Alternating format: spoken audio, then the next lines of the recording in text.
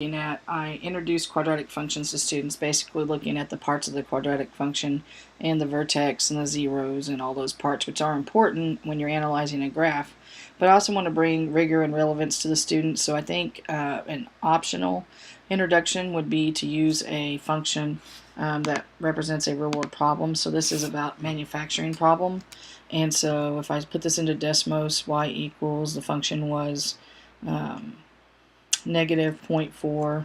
It was representing revenue, and so negative 0.4x squared plus 80x. The function was given to him in this problem, and so I told him Desmos is a good place, and what type of function is this? Did they remember what type of function it was? They've been introduced to quadratic functions in their prior knowledge, and the emphasis in Algebra 1 is to really master quadratic functions, so I really want to talk about real-world problems with those, and function notation, and being able to analyze the graph as well as interpret in context of the problem.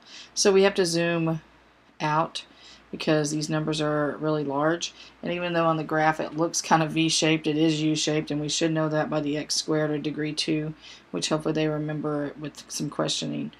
And then we're going to look at, and on Desmos, if you just click the point, they were looking for maximum revenue in this problem. So if you just click the point in Desmos, it actually shows the ordered pair when you do that. And so I talk about, well, what does that mean in context of the problem? Y represented, we went through a needs to know list. What do you already know about the problem? And I just listed them out on the board. And they already knew that the y value, or f of x, represented revenue, total revenue, and x represented the number of units or commodities that they sold. And so 104,000, what does that mean in the context of the problem? Well, that means that, and you question the students about this, that there was a maximum revenue of $4,000 made when 100 units were sold.